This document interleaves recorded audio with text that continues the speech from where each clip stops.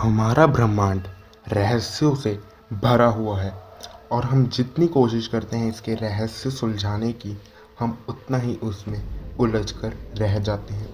ऐसे ही प्लूटो पर करीबन 100 साल तक रिसर्च चलने के बाद ऐसा क्या हुआ जो प्लूटो को प्लैनेट का दर्जा नहीं दिया गया।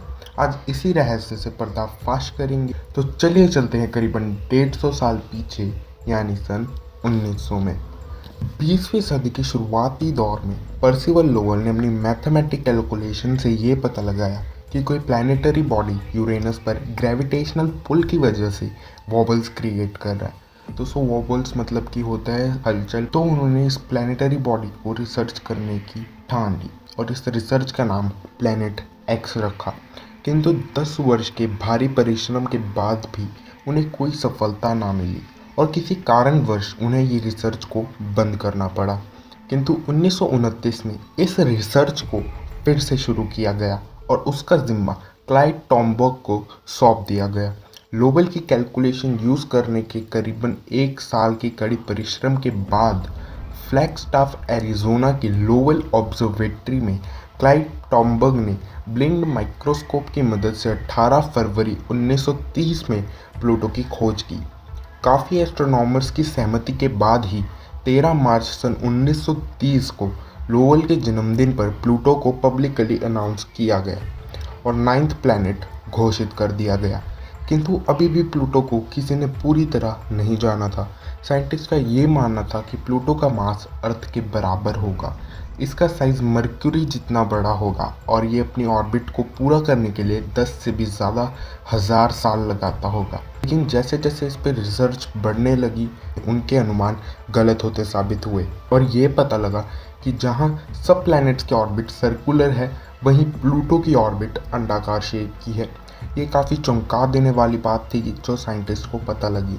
प्लूटो एक बर्फ़ का गोला है। इसकी सतह का टेम्परेचर -239 डिग्री सेल्सियस है। 977 में हुए वॉयेजर मिशंस में 2 सैटेलाइट्स लॉन्च किए गए, जिन्होंने जुपिटर और सैटर्न जैसे 2 गैस जायंट्स की स्टडी करने में हमें काफ़ी मदद की। लेकिन इस मिशन में प्लूटो छूट गया। 22 जून 1978 में यूएस नेवल ऑब्जर्वेटरी में James Christy and Robert Harrington द्वारा प्लूटो के सबसे बड़े मून शेरन की खोज हुई। उन्हें पता लगा कि शेरन प्लूटो से आधा है, जो कि काफ़ी अचंभित कर देने वाली बात थी। प्लूटो की आज की डेट में 5 मून हैं, जिनका नाम है Charon, Styx, Nix, Kerberos and Hydra. अब साइंटिस्ट ने एक स्पेसक्राफ्ट बनाने की सोची जो प्लूटो के पास जाकर हमें काफ़ी सारे जानकारी मुहैया कराने वाला था। 5 जनवरी 1905 साइंटिस्ट ने एक और प्लैनेटरी बॉडी की डिस्कवरी की जो प्लूटो से भी दूर था और ये सन की ऑर्बिट के अराउंड रिवॉल्व करता था। इसका नाम एरिस रखा गया। लेकिन इसकी खोज ने साइंटिस्ट के मन में प्लैनेट कहलाए जाने के लिए काफ़ी सारे सवाल पैदा कर दिए थे और प्लैनेट को डिफाइन करने पर मजबूर कर दिया था। जनवरी 19, 2006 को न्यू होराइजन स्पेसक्राफ्ट को लॉन्च किया गया, जो पहला ऐसा स्पेसक्राफ्ट था जो प्लूटो पर पहुंचने वाला था।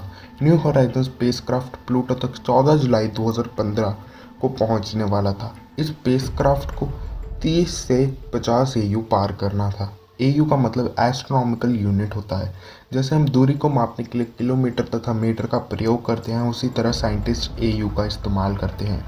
1 एस्ट्रोनॉमिकल यूनिट में कितने किलोमीटर होते हैं। 2015 में साइंटिस्ट को ये पता चला कि इसका मास धरती के मास का 0.2% है। ये अपनी ऑर्बिट को कंप्लीट करने में 248 साल लगाता है और ये इतना छोटा है कि किसी प्लैनेट पर ग्रेविटेशनल पुल नहीं डाल सकता। फिर इसे प्लैनेट एक्स की श्रेणी से हटा दिया गया और फिर से रिसर्च शुरू कर दी गई।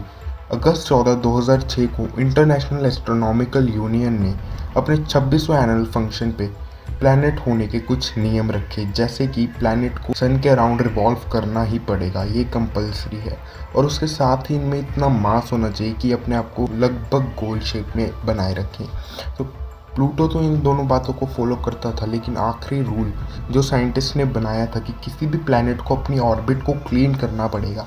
मतलब कि जो भी उसके अराउंड आसपास के जो भी एस्ट्रॉइड्स हैं, या तो उसे उसको अपने अराउंड रिवॉल्व कराना पड़ेगा या फिर अपने में टकरा कर जुड़वा लेना पड़ेगा। प्लूटो इसको फॉलो नहीं करता था, इसलिए इंटरनेशनल एस्ट्रोनॉमिकल यूनियन ने प्लूटो को ड्वार्फ प्लैनेट यानी बौने ग्रह का दर्जा दे दिया।